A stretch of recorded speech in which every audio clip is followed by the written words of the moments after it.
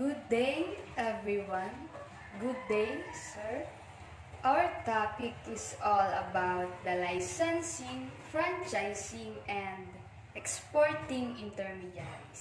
So, we will be discuss about the role of intermediaries, definition and example of licensing, franchising, and exporting, and also the advantages and disadvantage of those three.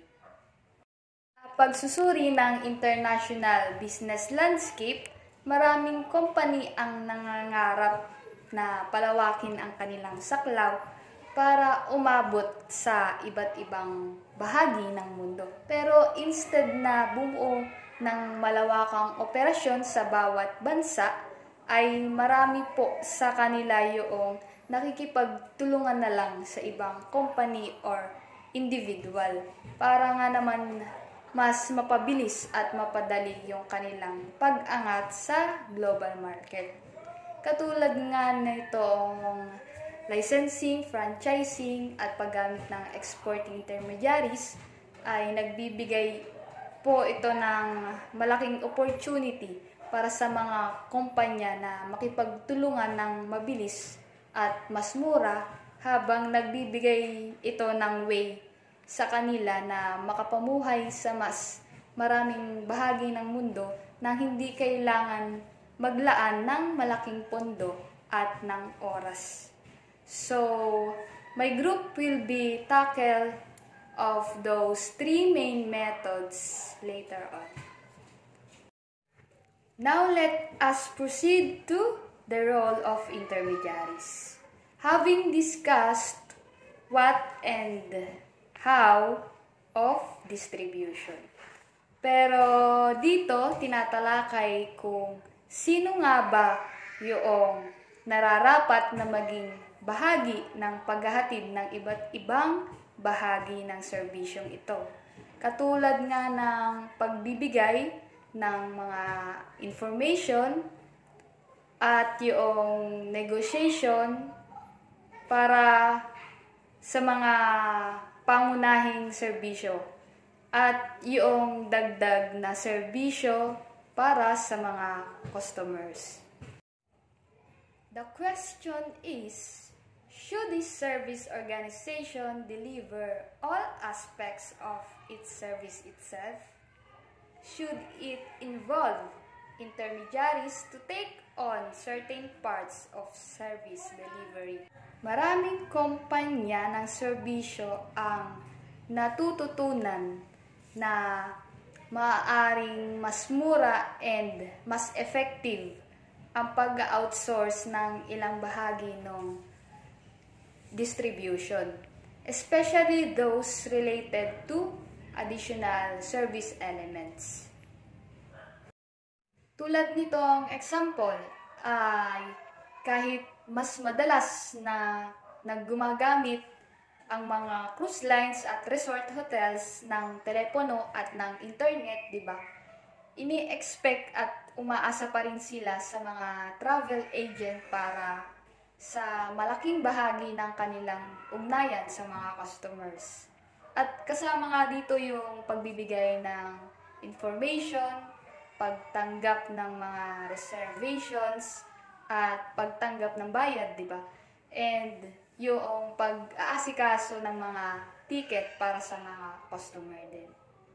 So, it means po na ang strategy na ito ay umaasa sa mga intermediaries para ituring na isang matalinong paraan din para mas mapababa nga naman yung gastos ng isang company.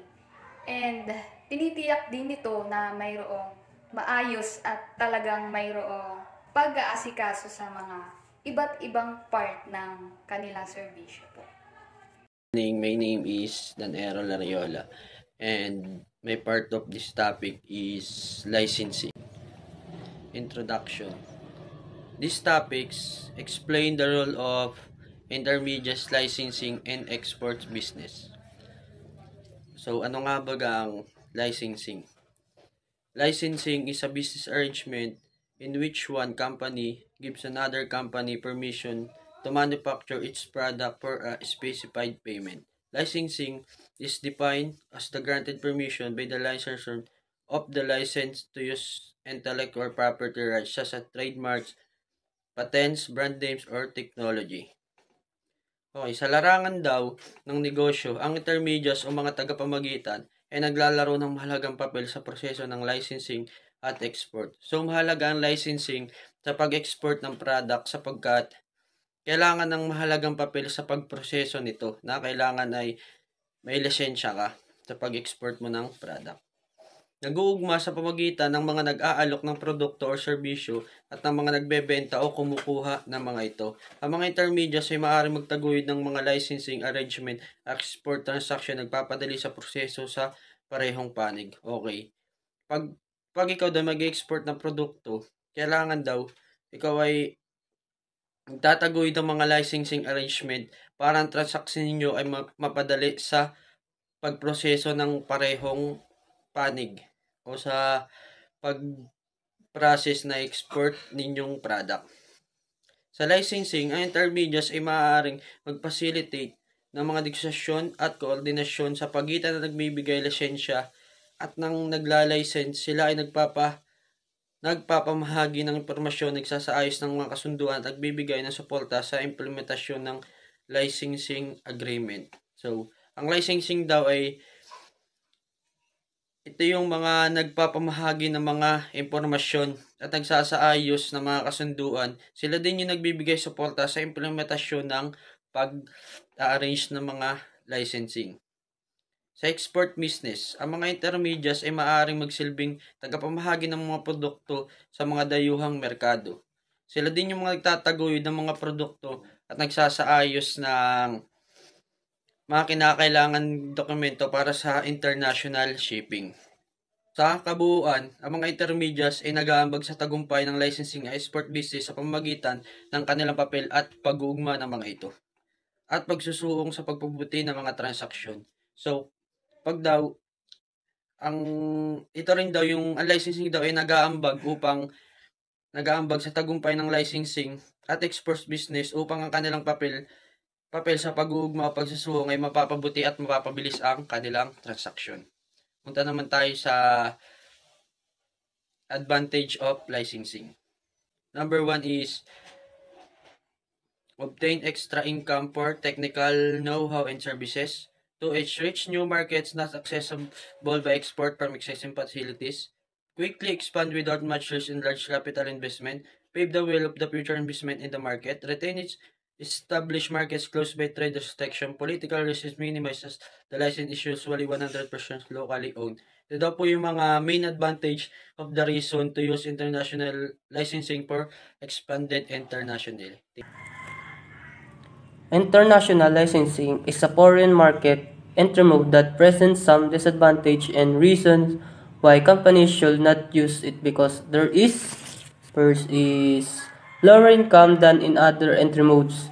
So, dito sa lower income ay dahil ang licensing ay maaari lamang makatanggap ng limitadong mga royalty o bayad ng hindi nakakakuha ng direktang control sa mga proseso ng production o marketing kaya maaari itong magresulta sa mas maliit na kita na nabubuo sa lisensyadong produkto or serbisyo.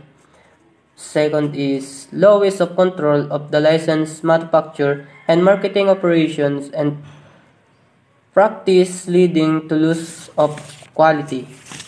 So, sa pangalawa naman ay kapag ang licensing o licensor ay maaaring makaraos ng isang disadvantage dahil nawawalan sila ng control sa kung paano ginagamit at ibebenta ang kanilang production.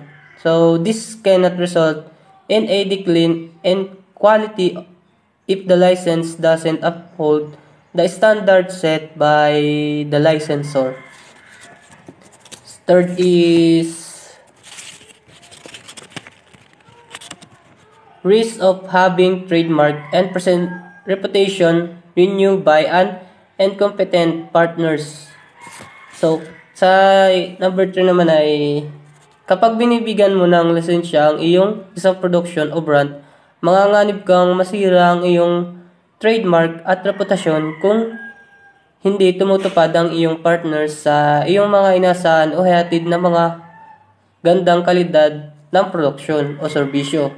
Or customer could link your brand to subpar products which could not the goodwill you establish.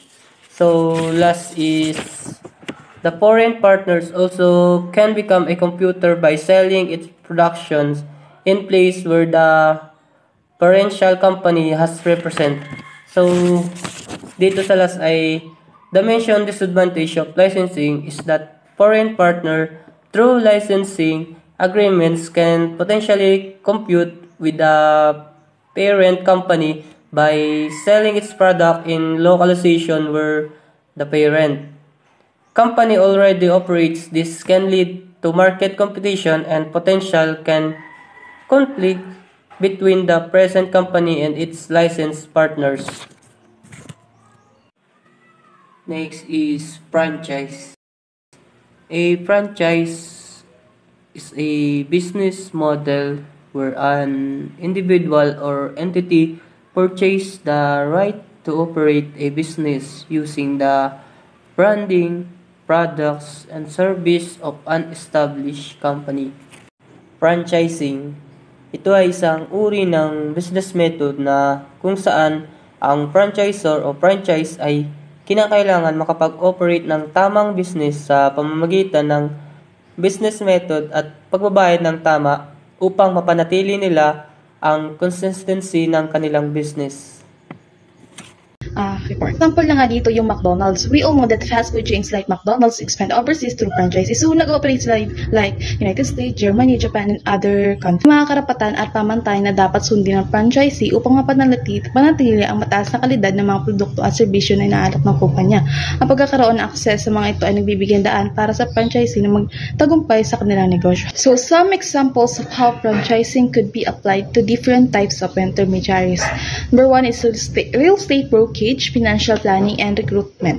So, pag sinabing real estate brokerage, it is a real estate franchisor could license its brands, marketing materials, and training programs to independent brokers. The brokers would then use franchisors' sources to attract buyers and sellers. Real estate franchisor, maaaring ito magbigay ng lisensya sa kanyang brand, mga marketing materials, at mga programa para sa mga independent brokers. Ang mga real estate franchising ay nagbibigay ng opportunity para sa mas maliit na broker na makinabang mula sa paggamit ng kilalang mga brand at sistema ng malalaking kumpanya na maaring magresulta sa mas mabilis sa pag-unlad at tagumpay sa industriya ng real estate. The next one is financial planning. A financial planning franchisor could license its investment strategies and client management software to independent financial advisor.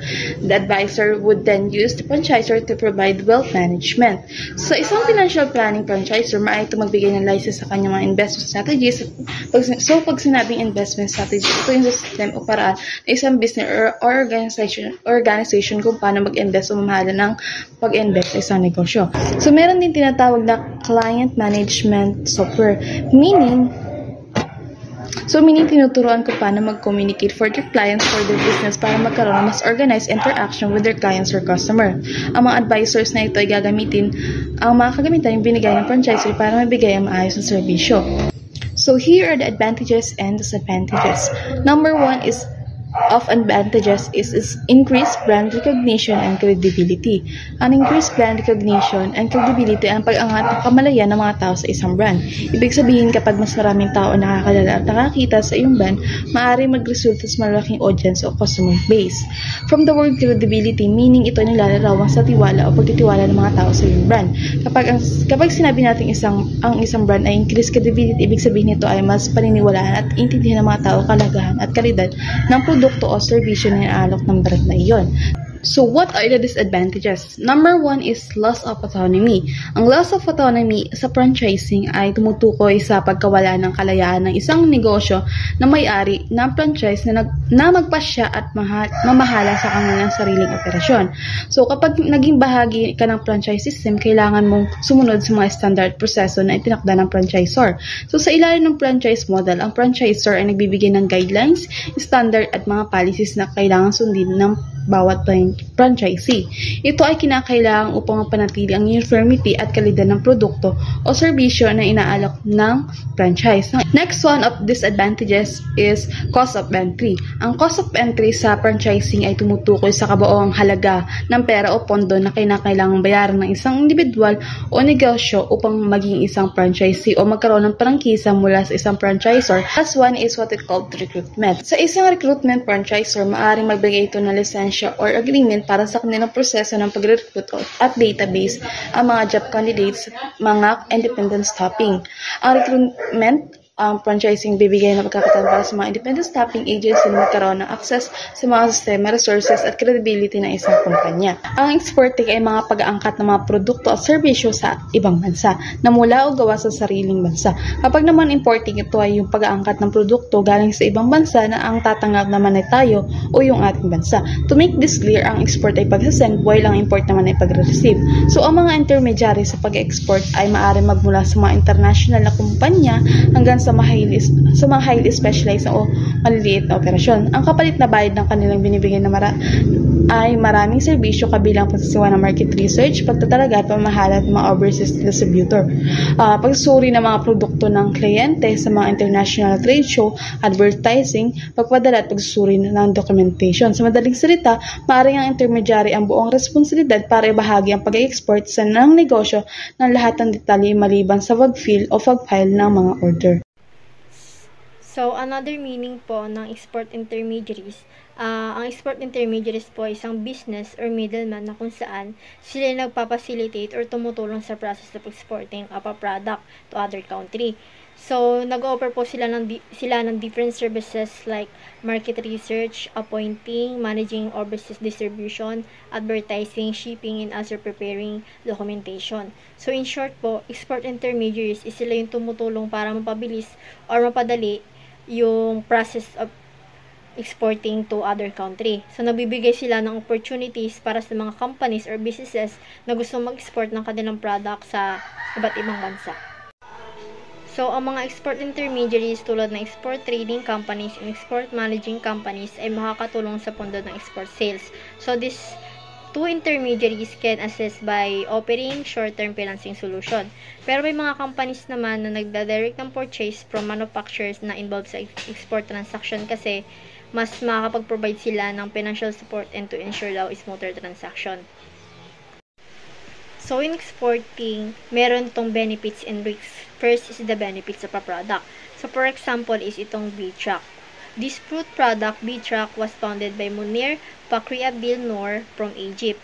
So, this product becomes successful by taking advantage of Egypt's surplus fruit and exporting it worldwide as a jam. So, itong business to, bago to maging successful, ang una nilang ginawa is kumuha sila ng local fruit and transform it into jam. And in-export nila to sa iba't ibang bansa. So, yung strategy na to is nagkaroon sila ng big market at nagkaroon sila ng advantage from exporting. So, in terms of risks naman sa exporting, meron mga businesses or buyer na nagpapalit or kumukuha sila ng murang supplier para makakuha sila ng mas mababang price. So, halimbawa, kung ikaw lamang ang na-export sa isang bansa, may chance na magpalit ang distributor mo o buyer mo ng ibang mag-export ng kanilang product or na ibang mas murang supplier. Kasi may isip nila na baka hindi pang long-term yung services na pinuprovide mo sa kanila. So, what I mean is, kung mangyari yun, may isip ng buyer mo na baka pagkatapos nyo magbenta or nagkaroon ng complex sa transaction nyo is may possibilities na kumuha na sila ng bagong supplier kasi mas gugustuhin nila yung magkaroon ng local presence or pumili ng iba pang option